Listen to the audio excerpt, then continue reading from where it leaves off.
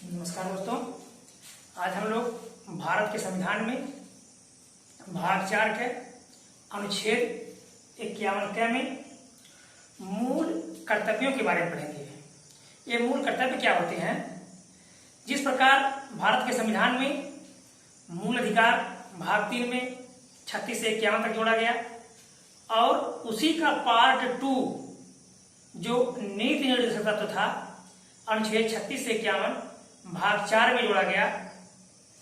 तो भाग 3 और भाग 4 में ये अंतर था कि मूल अधिकार न्यायालय द्वारा परिवर्तनीय है, जबकि नीति निर्देशक तत्व न्यायालय द्वारा परिवर्तनीय नहीं था।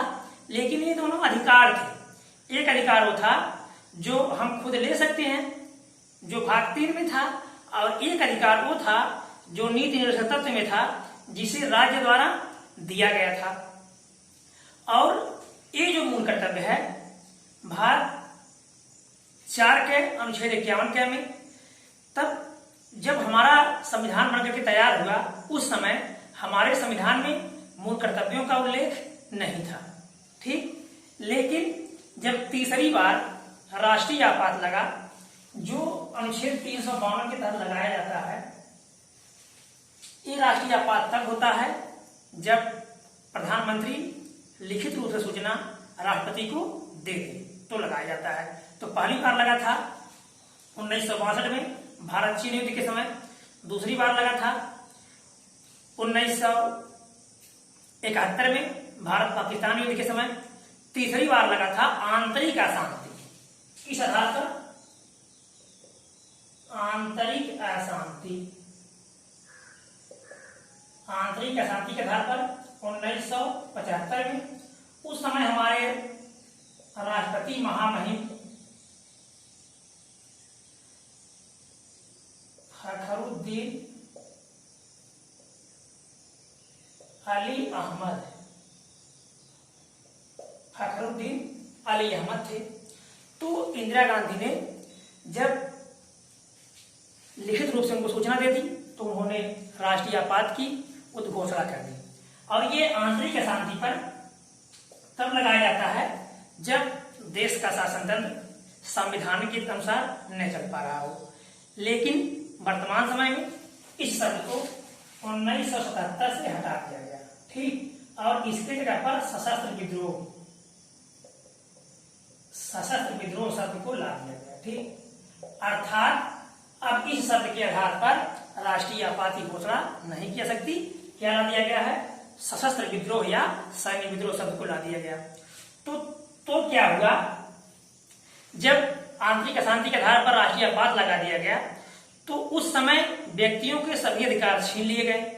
याद रखिएगा, अनुच्छेद 20 और 21 को छोड़ करके राष्ट्रीय आपात के समय सारे जो हमारे अधिकार है वो छीन लिए जाते हैं।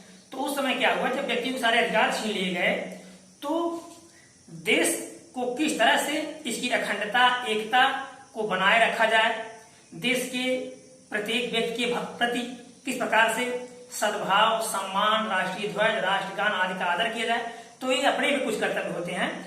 तो उस समय एक समिति बनाई गई जो कांग्रेस कार्य समिति थी। तो कांग्रेस कार्य समिति ने स्वर्ण सिंह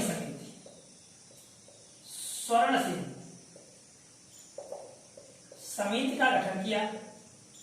स्वर्ण सिंह समिति गठन किया।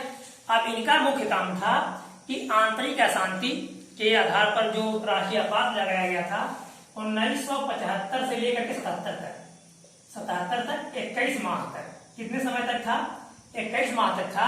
इस पे कुछ विचार विमर्श करने के लिए कि व्यक्तियों के भी कुछ मूल अधिकार, व्यक्तियों के भी कुछ अपने मूल कर्तव्य होने चाहिए। ठीक, व्यक्तियों के भी कुछ अपने मूल कर्तव्य होने चाहिए। इसके लिए सुझाव देने के लिए समिति को बनाया गया था। लेकिन फिर क्या हुआ? उन्हीं के सुझावों के आधार पर इन मूल कर्तव्यों को भारतीय संविधान में जोड़ा गया। तो इन्होंने 8 कर्तव्यों का सुझाव दिया। याद रखिएगा, कितने? 8 कर्तव्यों का सुझाव दिया, लेकिन 10 जोड़े गए और 42वां संविधान संशोधन, कौन सा संशोधन हुआ? 42वां संविधान संशोधन किया गया और 1976 42वां संविधान संशोधन किया गया और 1976 में मूल कर्तव्यों को जोड़ा गया। तो याद रखिएगा, परीक्षा में प्रश्न किस प्रकार से पूछे जाते हैं। किस समिति की अनुशंसा पर जोड़ा गया? स्वर्ण सिंह समिति की अनुशंसा पर जोड़ा गया। समिति ने कितने कर्तव्यों का सुझाव दिया? 8 मूल कर्तव्यों का सुझाव दिया, लेकिन कितने जोड़े गए? 10 जोड़े गए। वर्तमान में कितने हैं? वर्तमान में 11 है। 11वां क्या है उसको बताएंगे। तो ये मूल कर्तव्य है, ये रूस के संविधान से प्रेरित है। याद रखिएगा, रूस के संविधान से प्रेरित है।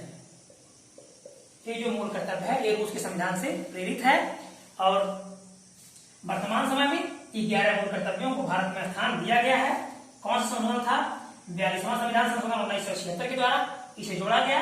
एक चीज याद रखिएगा, 42वें संविधान संशोधन को लघु संविधान की संज्ञा दी जाती है। ठीक, तो याद रखिएगा 42वें संविधान संशोधन को लघु संविधान की संज्ञा दी जाती है। तो अब हम देखेंगे इस प्रकार स्वर्ण सिंह समिति की अनुशंसा पर मूल कर्तव्यों संविधान में जोड़ दिया गया। अभी हमारे मूल कर्तव्य क्या है तो यहाँ सब लाइन से बता दिया गया है। जैसे पहले में कह दिया गया संविधान का पालन करें, उसके आदर्शों, संस्थाओं, राष्ट्र ध्वज, राष्ट्रगान आदि का आदर करें। इस प्रकार से आप इसको देख लीजिए। स्वतंत्रता के लिए हमारे राष्ट्रीय आंदोलन को प्रेरित करने वाले उच्च आदर्शों, स्वतंत्रता के लिए जो उच्च आदर्श हैं हमारे राष्ट्रीय आंदोलन को प्रेरित करने वाले उनको हृदय में संजोए रखें और उनका पालन करें। भारत की प्रभुता, एकता और अखंडता की रक्षा करें। जो भारत अखंड है अर्थात राज्यों से मिल करके एक संगठन बना है जिसमें किसी भी राज्य को अलग होने का कोई अधिकार नहीं है, क्योंकि ये जो संगठन बना है राज्यों का तो ये कोई समझौते का परिणाम नहीं है, अर्थात भारत कोई राज्य भारत से अलग नहीं हो सकता। इस आधार पर हम ऐसी कोई भी वाणी या ऐसे कोई भी कार्य नहीं कर सकते जिससे किन्हीं अन्य राज्यों के मध्य कोई आपसी मतभेद हो। ठीक, इस प्रकार से एकता और अखंडता को बनाए रखना प्रत्येक व्यक्ति का, जो भारतीय है उनका ये कर्तव्य है। देश की रक्षा करें और आह्वान किए जाने पर राष्ट्र की सेवा करें। प्रत्येक व्यक्ति का कर्तव्य है कि देश की सेवा करें और आवश्यकता पड़ने पर, आवश्यकता कब पड़ सकती है, जैसे मान लीजिए कभी बाढ़, आक्रमण या सशस्त्र मतलब किसी भी प्रकार की ऐसी समस्याएं आ जाएं जिसमें सरकार के पास मान लीजिए जो भी सैनिक हैं उनकी कमी पड़ जाए, तो आवश्यकता पड़ने पर किसी भी हालत में भारत के प्रत्येक नागरिक का यह कर्तव्य है कि वो देश की रक्षा करे और भारत के सभी लोगों में समरसता और भ्रातृत्व की भावना, सभी लोगों में भाईचारे की भावना का विकास करें। और एक याद रखिएगा, ऐसी प्रथाओं का त्याग करें जो स्त्रियों के सम्मान के विरुद्ध है। ये क्या है? हमारा मूल कर्तव्य है। मूल कर्तव्य में कह दिया गया है कि ऐसी प्रथाओं का त्याग करें जो स्त्रियों के सम्मान के विरुद्ध हो। ठीक, हमारी सामाजिक संस्कृति की गौरवशाली परंपरा का महत्व समझे और उसका परिरक्षण करें। जो हमारी संस्कृति है प्राचीन समय से जो चली आ रही है उसकी रक्षा करें और मतलब किसी भी तरह से ऐसे कोई कदम न उठाएं जो हमारी संस्कृति पहले से चली आ रही है उसमें कोई परिवर्तन या उसमें कोई ठेस पहुंचे। ठीक, आगे प्राकृतिक पर्यावरण याद रखिएगा, एक नीति निर्देशक तत्वों में भी था पर्यावरण की सुरक्षा, लेकिन उसमें क्या था? राज्य का एक कर्तव्य होगा कि ऐसी व्यवस्था करे कि जो पर्यावरण है उसको बनाए रखा जा सके। लेकिन इसमें क्या है? प्रत्येक व्यक्ति का एक कर्तव्य होगा कि प्राकृतिक पर्यावरण जिसके अंतर्गत वन, झील, नदी और वन्य जीव सम्मिलित है, जिसके अंतर्गत ऐसा पर्यावरण जिसके अंतर्गत वन, झील, नदी और वन्य जीव सम्मिलित हैं उनकी रक्षा करें और उनके वृद्धि में, उनके संवर्धन में सहयोग करें। वैज्ञानिक दृष्टिकोण, मानववाद और ज्ञानार्जन तथा सुधार की भावनाओं का विकास करें। ठीक, वैज्ञानिक दृष्टिकोण का भी विकास करें। यदि कोई व्यक्ति आगे बढ़ना चाह रहा है तो उसको बढ़ने में सहयोग करें। सार्वजनिक संपत्ति को सुरक्षित रखें और हिंसा से दूर रखें। अर्थात मूल कर्तव्य में कह दिया गया है कि हिंसा नहीं करना है। सार्वजनिक संपत्ति जिसको हमारी संसद ने, हमारी सरकार ने सार्वजनिक संपत्ति घोषित किया है उसकी हम रक्षा करें। किसी भी प्रकार की ऐसा कोई कदम न उठाएं जिससे उसको कोई क्षति पहुंचे। व्यक्तिगत और सामूहिक गतिविधियों में सभी क्षेत्रों में उत्कर्ष की ओर बढ़ने का प्रयास करें। चाहे व्यक्तिगत हो, आगे बढ़ना है हमेशा आगे बढ़ते रहें, या सामूहिक रूप से बढ़ना है तो भी हमेशा आगे बढ़ते रहें, क्योंकि एक एक व्यक्ति से, एक एक समूह से पहले व्यक्ति का विकास होगा, फिर व्यक्ति से समूह का विकास होगा और एक समूह से एक जिले का, जिले से राज्य का और इस तरह से राज्य से हमारे देश का विकास होगा। तो देश का विकास होने का मतलब यदि देश विकास करेगा तो उन्नति की ऊंचाइयों को छू लेगा। ये बातें किसमें कही गई हैं? 10वें मूल कर्तव्य में। अभी 11वां देखिए, 11वां मूल कर्तव्य क्या है? 11वां मूल कर्तव्य 86वां संविधान संशोधन 2002, 86वां संविधान संशोधन 2002 के द्वारा जोड़ा गया है।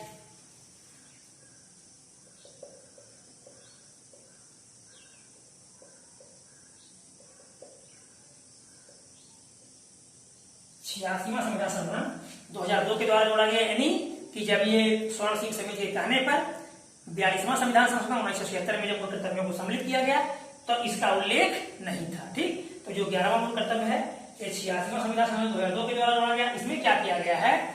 जो शिक्षा है, तो इस समय जो 2002 में शिक्षा को नीति निरंतर से हटा करके 21 में रख करके मूल अधिकार भी बना दिया गया, 21 में रख करके मूल अधिकार भी बना दिया गया। प्लस यहाँ भी जोड़ दिया गया, क्योंकि यहाँ जोड़ने से प्रत्येक व्यक्ति या अभिभावक या गार्जियन जो भी संरक्षक है बच्चे का, उनका ये कर्तव्य है कि अपने बच्चे को शिक्षा जरूर उपलब्ध कराए। तो ये 11वां कर्तव्य याद रखिएगा, परीक्षाओं में अक्सर पूछा जाता रहता है कि ये 11वां मूल कर्तव्य क्या है। प्रत्येक माता पिता या अभिभावक का ये कर्तव्य है कि अपने बच्चे को शिक्षा जरूर उपलब्ध कराएं। इसे कब जोड़ा गया? 86वां संविधान संशोधन 2002 के द्वारा जोड़ा गया। ठीक, तो ये हमारा हो गया मूल कर्तव्य। तो याद रखिएगा परीक्षाओं में क्वेश्चन कैसे पूछे जाते हैं। पहली बार मूल कर्तव्यों को हमारे संविधान में कब जोड़ा गया? तो 42वां संविधान संशोधन 1976 किस समिति की अनुशंसा पर? स्वर्ण सिंह समिति की अनुशंसा पर। किस देश से लिया गया है? तो रूस के संविधान से लिया गया है। आज 11वां कब जोड़ा गया? 86वां संविधान संशोधन 2002 के द्वारा जोड़ा गया। ठीक, तो वीडियो अच्छा लगा होगा तो लाइक कीजिएगा, सब्सक्राइब कीजिएगा, दोस्तों को शेयर कीजिएगा। अंत में हम कहना चाहेंगे आप लोग नोट बना लीजिए, और यदि नोट से बना करके पढ़ेंगे तो आपके लिए बहुत अच्छा होगा। एक बार आप वीडियो देख लेंगे, पुनः नोट में लिख लेंगे, यदि कुछ छूटा है तो फिर वीडियो देख लेंगे। इस प्रकार से जब आप बार बार अभ्यास करेंगे तो यदि आप अपने आप को कमजोर समझ रहे हैं तो वह जो है पढ़ने की समस्या आपकी समाप्त हो जाएगी। क्योंकि एक बार पढ़ने से कोई चीज समझ में नहीं आती है, उसको यदि हम बार बार पढ़ें, जहां जो चीज समझ में नहीं आती है उसको हम 2 बार 3 बार देखें तो आसानी से कोई चीजें समझ में आ जाती है। क्योंकि कोई भी व्यक्ति पहले से महान नहीं होता, और धीरे धीरे लगातार प्रगति करते रहने से, अभ्यास करते रहने से ही व्यक्ति महान बनता है, या जिस भी लक्ष्य को प्राप्त करना चाहता है तो उसे तत्काल नहीं मिलता। अर्थात कहने का ये तात्पर्य है, आपको जिस भी लक्ष्य की प्राप्ति है, चाहे जिस क्षेत्र में आप जाना चाहते हैं, यदि आप उसमें एकदम पूरा निस्वार्थ भाव से लगे हुए हैं, बराबर अभ्यास कर रहे हैं, तो आपको दुनिया की कोई ऐसी शक्ति नहीं है जो आपको रोक सकती है सफल होने से। ठीक, तो दोस्तों को शेयर कीजिएगा, सब्सक्राइब कीजिएगा, लाइक कीजिएगा। धन्यवाद।